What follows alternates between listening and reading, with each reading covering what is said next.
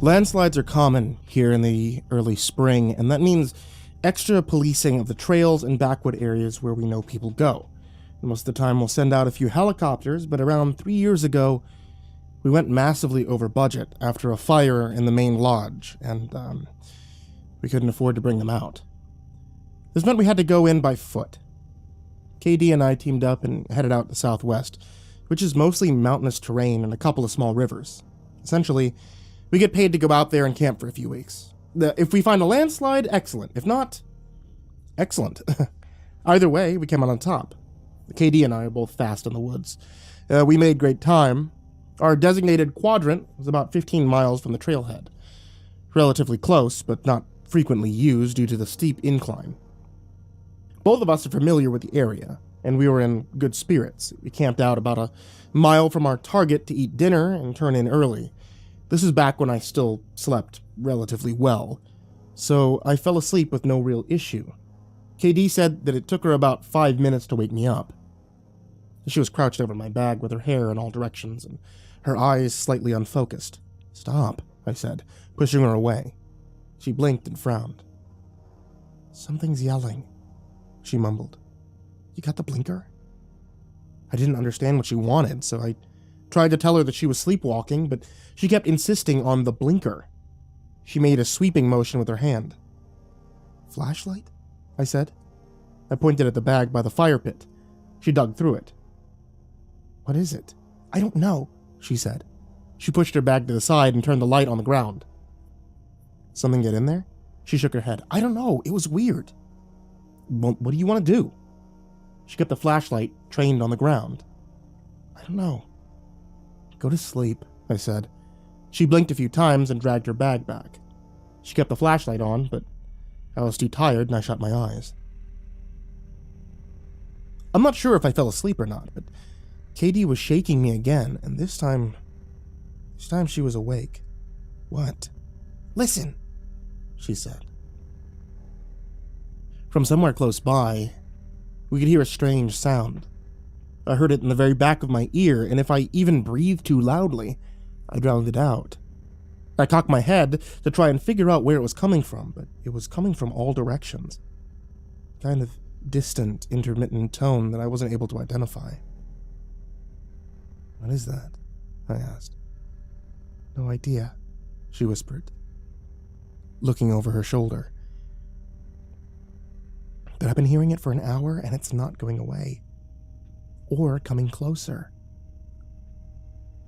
"What do you think?" I asked. "I have no idea." We sat on my bag and listened to the sound. I got up and walked in a wide circle around the camp. It was almost impossible to tell, but I began to suspect that the sound was getting louder when I passed by the north end of the camp. KD got up and grabbed a light, and I took my rifle off my pack. The sky was clear, so there was a good amount of light, and from all around us we could hear deer. 9 times out of 10, the mysterious rustling visitors here at night is the deer. Every so often, the beam of the flashlight passed over a set of eyes, low to the ground, and I cut them a wide berth. The females won't generally become aggressive, but the males are assholes, especially in the early spring. We'd gone maybe a quarter of a mile, and the sound was definitely getting louder. We started to call out, and the sound seemed to respond. We started to jog, and the beam of her flashlight bounced off the trunks of the trees. We jogged faster, and the sound got louder. It was a man's voice. It was coming from somewhere above us. We called out, identified ourselves as rangers. But the voice stayed constant, a wordless, muffled wailing. The sound got a little louder, and KD made a hard right, slowing down fast enough that I almost ran into her. The sound was right there, right in front of us. But I couldn't see anything. I dropped down and I felt along the ground, put my ear to it. But it wasn't there. I spun in a circle, calling out. KD grabbed my arm. "Russ," she said. "What is it?" She was pointing at something on a large boulder about 10 feet from us. The flashlight bled whitewashed the surface, and I adjusted the beam. Something on the boulder was moving slightly, something small and pale. It wiggled as I walked forward, and the sound continued to get louder. Whatever the thing was, it was firmly embedded in the rock. Nothing about it was familiar, and I was curious.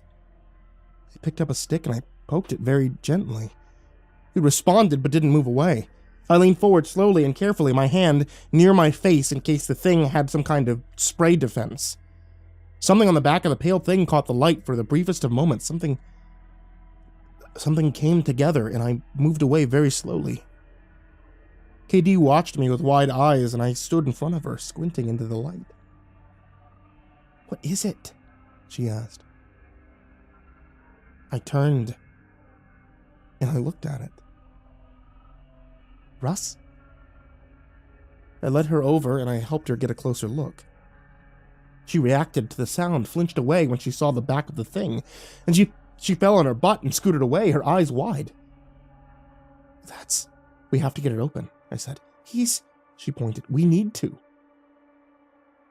We looked at the boulder, where the sound was still coming from, and where the tip of the man's finger wiggled. We searched the surface of the boulder, took rocks and rang them against the sides. The screaming got louder. We yelled at each other and pounded on the boulder, and neither of us would leave to get help, and the man screamed and screamed from the inside of the boulder. I kept turning to the rifle, and even though I knew it wouldn't help, I pounded the surface with my fists. I thought about cubic inches, how much the man was screaming. I told him to conserve his air, but all he would do was scream, and when we realized there was nothing we could do, we sat with him until the next afternoon. When the screaming finally stopped, when the finger was still. We packed up camp, kept going to the target area, and spent days searching the land. On our way out, we passed by the boulder, and the finger was gone. The rock around it clawed and chipped. I hadn't really thought about it much ever since.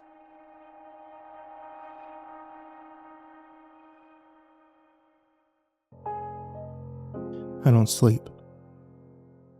That's almost not an exaggeration. I average around 2 hours a night on a good night. That's 2 hours of deep sleep, REM sleep, the kind that your body uses to fix itself. It's been getting worse for a while, but it'll go away eventually. It always has before. I just have to write it out. Keep my strings from unraveling until I get myself glued back together. They say it's better for you to lie in bed the hours that you'd be asleep and just pretend to sleep, because it helps get the body's natural circadian rhythm back. So every night I lie in bed for 8 hours, and I spend 6 of them watching the man on the top of the radio tower. There's a window above my bed, and when I'm sleeping in it, I have to sit up to see out of it. I like to be aware of my surroundings, so I installed a mirror on the opposite wall to allow me to see out of it. I have blackout curtains to ensure that my sleep is as genuine as possible. But some nights, I like to leave them open so I can watch the sky. Down the road from me is a radio tower. It's the largest thing on the horizon, and at the top is a little maintenance balcony. The tower's close enough for me to see the balcony clearly. On this particular night, the blinds were cracked so I could see a storm approaching in the mirror, safe in bed. Heat lightning starting to strobe across the sky, and it illuminated something moving on top of the radio tower. I sat up in bed and I looked out the window. On the top of the tower, on the little balcony, I could see the very small shape of a man waving something. He was moving his arms in strange, rhythmic, jerking patterns, facing towards the storm. Well, I'd never seen anyone on the tower before, and I couldn't think of a single reason that this man would be there at midnight while a storm was coming. I called the police, they sent someone out, but at some point, the man left. I don't know how I missed him. He didn't come back the next night or for weeks afterward. I thought about him a lot, though, and I kept watching every night for him. Something about it bothering me deeply, and I thought of his strange, jerking arms. The things he'd been holding. I wasn't sleeping anyway, so I invested in a pair of binoculars, and I kept a vigil for him every single night. I didn't see him come up the tower, but he was there as soon as it got dark. I'd already gotten my 2 hours of sleep, and now I was awake, and I was ready. And I grabbed the binoculars, and I brought them into focus. He was an older white man in a casual jacket. He reminded me of every single cubicle worker I'd ever seen. Nothing about him was remarkable, except the cloth he was waving, which was an almost stunningly bright white. He stared vacantly out at the skyline and moved his arms in those odd, sharp movements. His mouth hung open, and even from here I could see that he hadn't shaved in some time. He blinked occasionally, but most of the time he just stared, mouth open, looking at nothing. Even though I was watching him the whole time, I didn't see him leave. He went away again for almost 2 years. The insomnia faded. I slept very soundly without the mirror, which I had thrown out not long after the last sighting. I wasn't afraid of seeing him again. I threw it out because I couldn't stop myself from waiting for him. Couldn't get the man out of my thoughts. I did research into the company that owned the tower, and I knew with concrete certainty that the man did not belong to anyone in the city. He was not employed with any government agency or department, so what was he doing on the radio tower? My suspicions about him began to grow. I researched nearby airports, and he didn't belong to them, or at least no one who looked like he did that night. But I felt certain that somewhere, someone would know him. I found his family in Topeka. The address on the missing persons report was still current. He had a wife and 4 children. Was loving and deeply loved. He had vanished on the way to his car one morning, and he hadn't been seen since. The night he came back, I was reading. I was pretending that I was choosing to stay up. I saw the orange flag out of the corner of my eye. He was back, illuminated on the radio tower by the light of the moon. His orange flags stood out like beacons, and I grabbed my binoculars, my other hand gripping a pen. I waited until he reached the end of the message and started over again. He raised his arms as if he was signaling 10 on a clock. I wrote down the letter T. He held his right arm straight out to the side and left crossed over his left hip. I wrote it down. Left at knee level, right raised above his shoulder. 5 till 3. Arms out to the sides. Hands at knee and shoulder again. I wrote them all down. When he started over, I read the message. They're coming back again.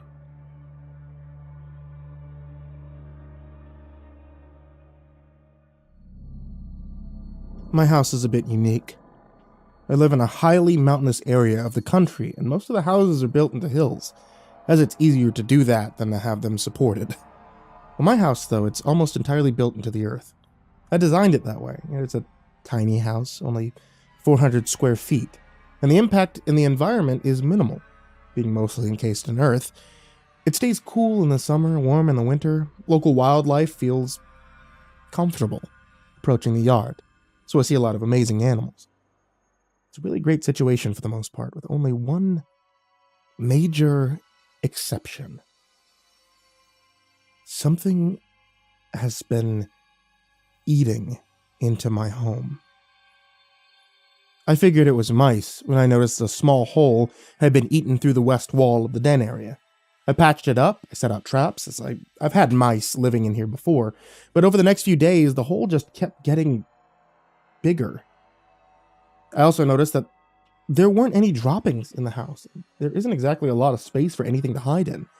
I checked all the corners of the house, went from ceiling to floor looking for any holes, but I couldn't figure out how anything was getting in or getting out. Then one night, right after I'd turned the lights out, I heard an odd grinding noise from the kitchen. I climbed out of the loft and checked it out. As soon as I moved, the noise stopped, and in the kitchen I couldn't find any signs of damage. Nothing had moved except the clock, which was slightly askew.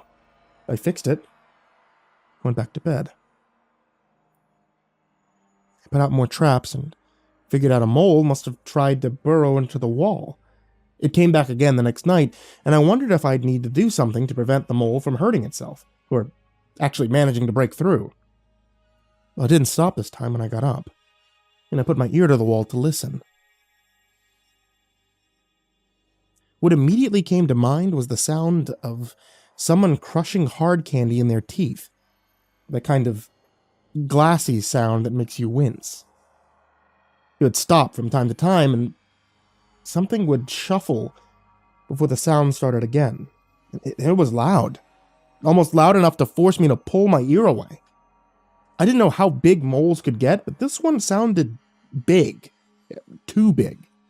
The way the wall shuddered, I gave the animal on the other side a few days before it broke through, and suddenly, more than anything, I didn't want that to happen. Absolutely could not let it happen. But the problem, of course, was the mountain. I had no access to the other side. There was no way for me to find the thing on the other side by any means other than opening the wall before it had a chance to. Now, the thing was nocturnal. I was almost sure. So I waited until the sun had been up for about an hour before taking a hammer and clearing everything in the area away from the wall. Even now, just a day later, I could see that the mole was making progress. The paneling was slightly bowed, and there were cracks where there hadn't been any before. It only took a few taps to break apart what little of the wall was left. The hole was big. Way too big. And deep. It led straight into the mountain, far past where I could see. It was easily 2 feet in diameter, and uneven in places where the dirt had partially caved in. From the tunnel came a strange smell. Not entirely unpleasant, but strange. Musky apple cider vinegar. I bent a bit closer to try to make out anything in the dark. And I heard a sound. Something in the dark moved. I saw the shadow swell and shift, and whatever was back there made a strange, keening whine. There was the unexpected and implicable impression of the tunnel growing shorter, and something caught the light and sparkled briefly in the dark. Something large and yellow and cracked, a huge gray thing covered in slime and dead patches, slithered out of the darkness and moved over a pile of dirt. It rolled around, covering itself, and shrank back into the dark. Something smacked, and the tunnel shortened again, as whatever it was moved closer, making the kitten keening sound. The gray thing darted out again, felt blindly along the ground, picked up rocks and brought them back into the dark, which consumed them with the glass candy splintering. Now, by now I had backed up, but the thing kept coming closer, and the keening grew louder. It was only a few feet away when I backed up, my mouth opened and closing. The gray thing slithered back into the cavity that it had come from. The tombstone teeth came together, and there was no lips, only cracked edges that oozed a blood redder than I'd ever seen before. It dripped down the surface of the teeth, pooling in the cracks. One tooth had broken in half as the mouth opened and closed around the rocks, and dangling nerves were crushed over and over, prompting the keening. The tongue flopped out, slithered out of the tunnel, and crept along the surrounding wall, and I shrieked. I grabbed a knife from the block, and I sliced at the tongue, and whatever it was connected to let out a rusted scream. The tongue retreated, bleeding profusely, and in the deep mountain I could hear something moving, something huge. Something that I didn't care to learn any more about. I packed a suitcase and I drove into town with no intentions of coming back. Coming back to find out what that mouth was attached to.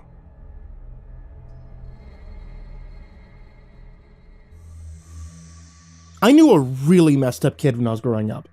His name was Bradley.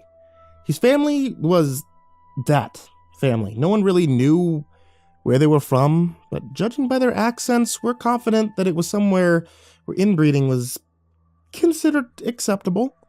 The children were all towheads, with identical cowlicks swirling up off the back of their skulls. It only added to the general aura of poverty that they gave off. When they moved to the vacant house at the end of the block near the culvert, the neighborhood collectively sighed and braced itself. We never saw the father, but we knew he existed because we could hear him yelling at night. Our parents tried to cover up the gunshot-loud slaps with our television, but we knew he was slapping her around. Their mother was a doughy woman with small eyes and a perpetually stained apron, who seemed to perpetually be wandering the house touching things.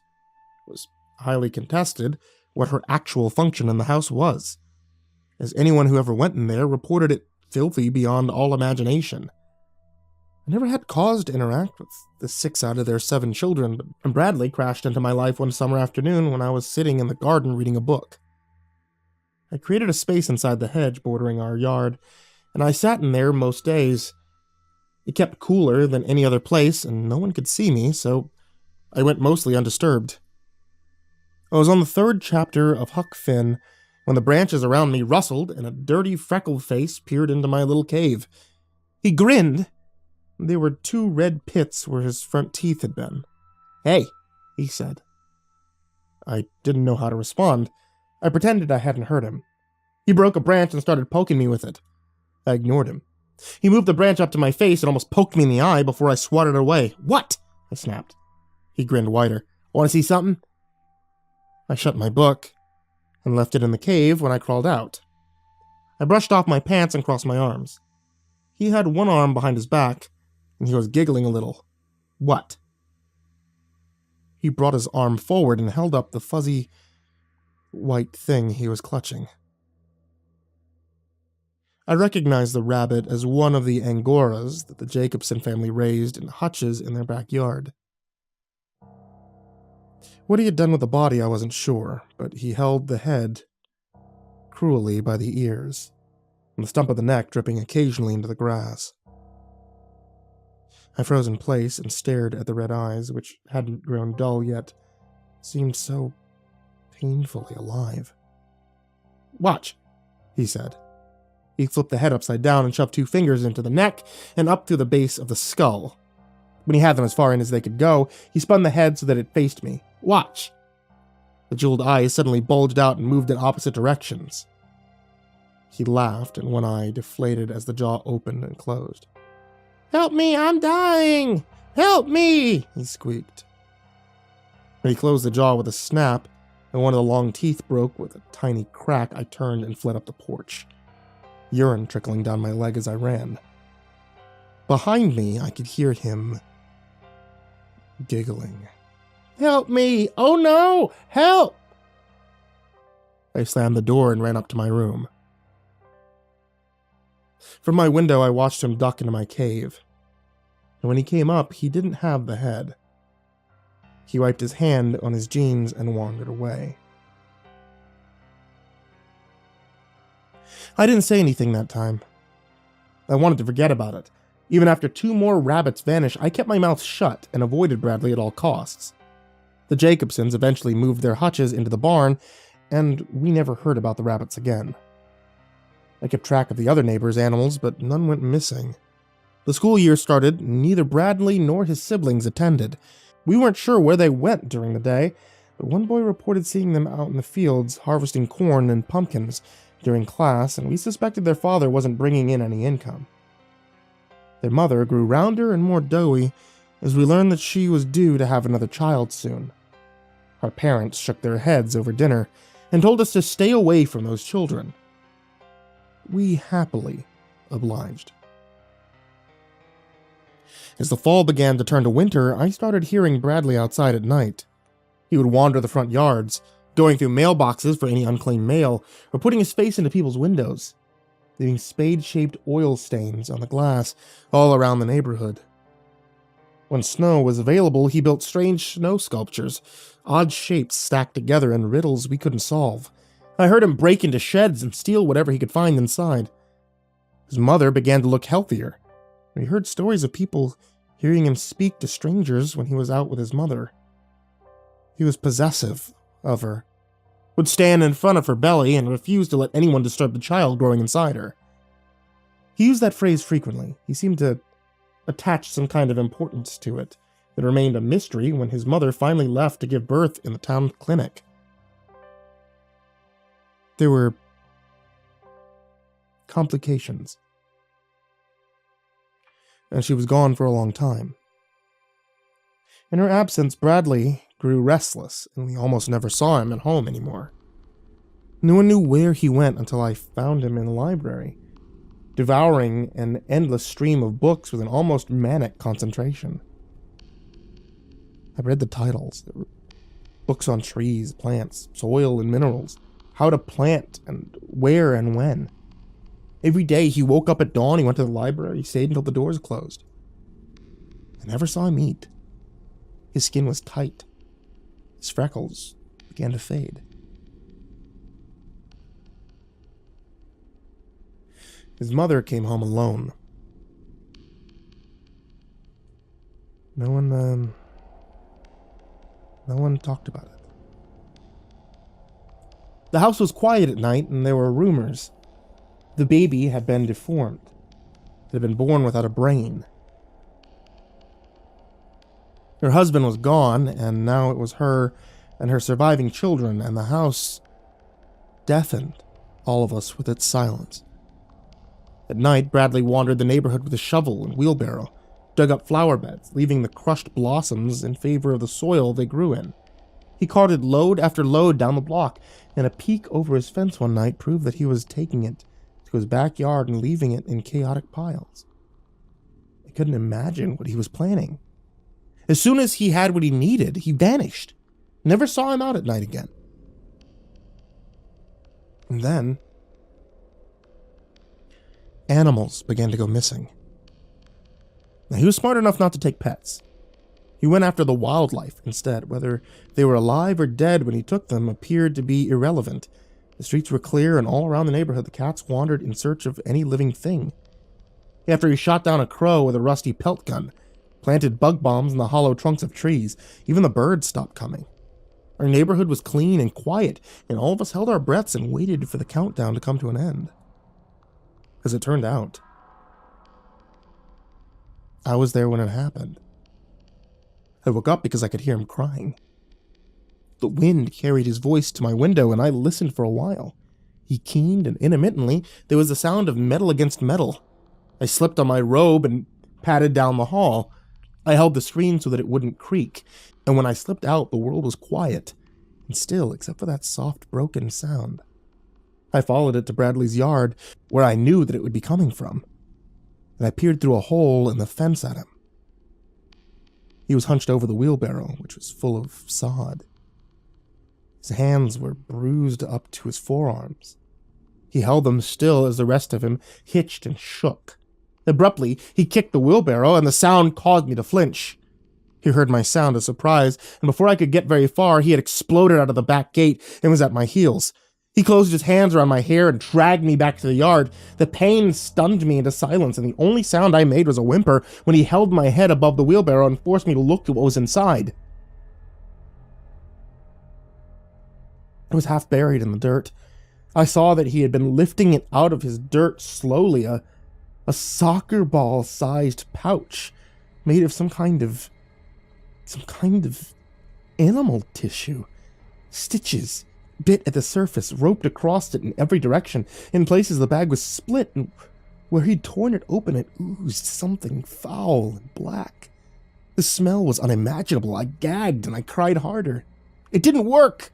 It should have! I read everything! I got it right, but it still didn't work! He took my hand and wrenched it down into the black tar. It was cold and thick, and when I began to scream, he clapped a hand over my mouth. Just feel it. Maybe you know. Do you know why? I dug in the bag where my hand had been thrust, and I could feel the porcelain surface of bones and the bristle of hair. I struggled and he held me tighter. I put all the right minerals in. It's got bone for calcium, everything. He pushed against me and I could feel the sickening fever heat radiating off of him. Homunculi don't even need it. But it didn't hurt, right? Is that why it's dead? Is that why? Something in the bag shifted. As I struggled with a final heave, I managed to break free. I shoved him into the wheelbarrow and he caught himself, but the barrel tipped. The contents cascaded onto the lawn and the bag exploded with a wet pop. He wailed and fell to his knees, trying to gather the contents to his chest.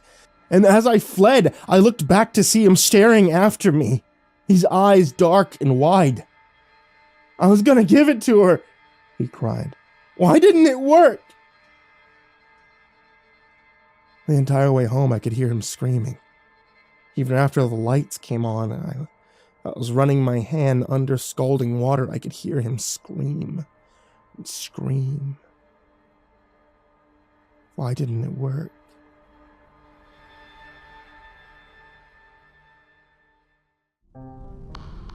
I promise I won't come inside. I really won't. I promise I won't come inside if you leave the window open. I won't go all the way, just a little. All of you are so soft. You're so soft. I really won't hurt you, I promise.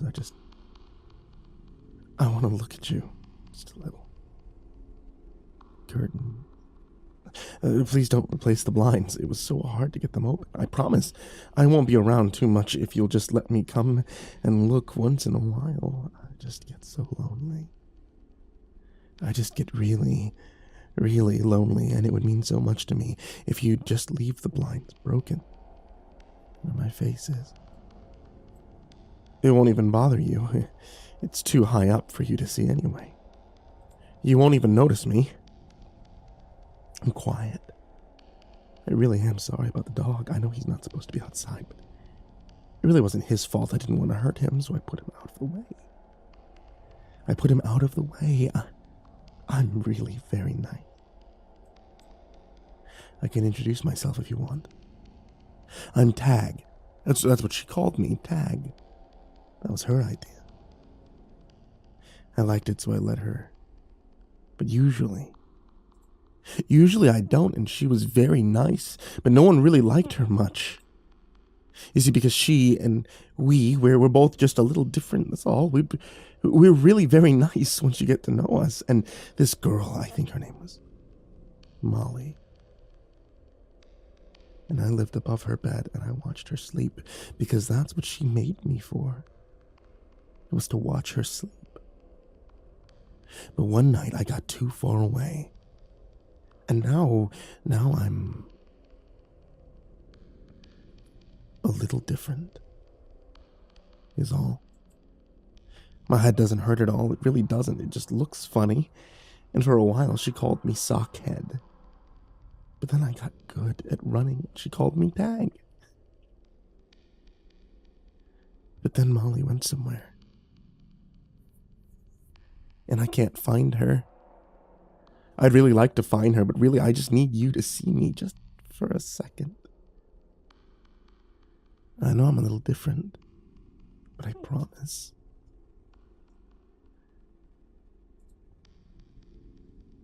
I promise I'll just watch you for a little while and you'll think you were dreaming. I really don't want to hurt you. I just want to get more different. You understand, right? I really don't mean to be a bother, but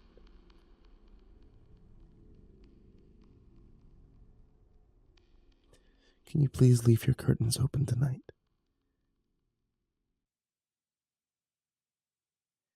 I think it's a bullshit excuse, and if you use it to get out of something you did, I'm going to think you're a dick. With that being said, I really honestly do not know how this happened. There were a lot of other dogs I liked more. I passed over him 3 times before I saw him sitting in the darkest corner of his kennel. I literally could not see him until the light reflected in one of his eyes. Then I stopped. Holy shit, I mumbled. I crouched and I got a better look at the dog. A little black Pomeranian. It was sitting rigidly in the corner watching me. It appeared to be covered in some kind of growth. odd things bulging out of every surface of its body. Jesus, I said. What the hell is wrong with it? The attendant shrugged. Dunno. He came in today. Can't get near him. And if you try to touch him, he bites. Honestly, I wouldn't. But I was standing up, my eyes locked on the dogs. They watched me with curious intensity. I want him, I heard myself say. I was surprised, but I had to admit there was something weirdly endearing about the ugly dog. The attendant reluctantly opened the cage, and the dog got up and walked calmly out and sat at my side. It looked up at me with its weird black marble eyes, and I bent down. I wrapped my hand under its hind legs, supporting it, in one of the only places the tumors hadn't grown. The attendant just stared at me until I turned and walked calmly to the front of the shelter. I bought him for $150 with the understanding that I was fully responsible for anything that might go wrong with him. I put him in the front seat of the car, buckled him in, and we drove home. I really, honestly don't know what happened. For the first few days, he acted like a normal dog. Whoever had owned him before had clearly trained him very well. He was smart. I didn't have to force a leash over his lumpy neck because he never left my side. He kept close, always in my shadow. And even when squirrels crossed our path, he never budged. He ate like a horse, though. I couldn't give this dog enough food. I worried about it at first, and I tried to cut back, but he looked at me with those weird eyes, and I watched myself give him a double serving. He never put on weight, but the tumors seemed to grow. As with the eating, though, it didn't seem to concern me. But I noticed other strange things, too. I was missing a lot of time. I came home from work, and in what felt like an instant, it was time for bed. Those episodes always seemed to be preceded by the dog coming into the room and sitting at my feet. God, he was an ugly thing. I mean, barely dog-shaped anymore. The tumors took up most of his body mass. His skin was black as well, so it was hard to notice the hair loss, but it was there. I never really looked at him when I could help it. I decided there definitely was a correlation between the missing time and the dogs. I just didn't know what to do with the information. Couldn't explain it. That is, until one night, when he walked into the living room, sat at my feet, and spoke to me. I was watching the weather, and there was a tornado happening in Topeka. I felt bad for their big grain silos that were currently hurtling through houses and barns. The dog came and he sat at my feet, and I ignored him until the television went out. He was watching me with a somehow much more casual demeanor. He cocked his head, and he spoke in a deep baritone voice that I heard as much as I felt. I apologize for taking up so much of your time. I understand you live tragically brief lives. How cruel. I blinked at him and opened my mouth, but he continued. When the others come, I trust you will be hospitable. It will prolong your life a great deal. A completely foreign sensation rippled through me, and I grabbed my skull. I tried to keep it from coming apart at the seams. I managed to open one eye enough to see the growths on the dog tear open in great spurts of thick yellow-gray fluid that soaked what little fur it had left. The tumors uncoiled themselves and trembling rose to hook onto the air itself and tear it apart. And behind reality, I saw endless flashing shapes in every color that could ever be. And to look at it made something in my brain pop until I fell to my knees. And I passed out. When I awoke, I was alone. There was no sign that he'd ever been there. It's like he never existed. It's been about a year since then, and I don't have any other animals, but every time I leave the house, I can't help but think about what he said to me about being hospitable.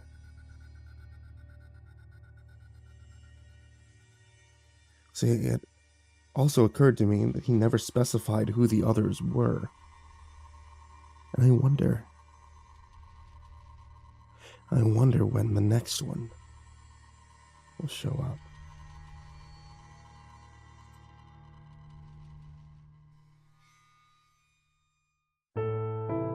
Good evening, kids. It's me, MrCreepyPasta, and I wanted to tell you thank you so much for watching tonight's video, or listening to tonight's podcast, or however you hear tonight's story.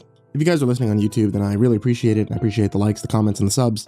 If you guys are listening on Spotify, I appreciate the follow or the sub. If you listen anywhere else you can find a podcast, then, I appreciate you doing that as well, because this is what I do. And of course, I want to give a very, very, very big shout out to all of my followers on Patreon, especially Bloodlace, Peter Bowie, Acid System, F, Alan Hyper, Brennan Matthews, Mary Massacre, Janine Hook, Paul Livingston, Seth Joseph Richards, Ashlyn, Deadeye Nick, Azad Hosenbuckus, Rick Dance, Bryce Charles, Lumen Walker, Sherry Morgan, Jake McNee, Victoria Helton, BDH9294, Melinda S, Finney, Nathan, Dante Rao, Jane Reynolds, Ace Band G, Ryan Kellum, Bobby J. Cavanaugh, Barbara Biggs, Bella Bailey, Ninja Grace, Dad Obsessed Trash, Suzanne Groh, Tommy Walters, Tater Chip, Onbu Op Willie, Sarah Gree, Yuri Catslash, Randy, Brad Gustafson, Sean Tristan Markham, B. Lisa Tyser, Jose Rodriguez, Adagio Rose, Peaceful Buddha, Azurine Fox, Freddy Krueger, hogunkji, Justin Johnson, King Hades F13, Michael Scharbrough, James Lowe, Someone You Love, Nina Smith, Rafael Rodriguez, and Chance Burnett. You guys, as always, are the real MVP, and I can't thank you enough for helping me get to where I am now and, generally keeping me alive. So thank you all so much for supporting on Patreon. Thank you everybody in the description for supporting on Patreon. And thank you everybody out there who's listening and watching somewhere across the many reaches of the internet. Have a good night and sweet dreams.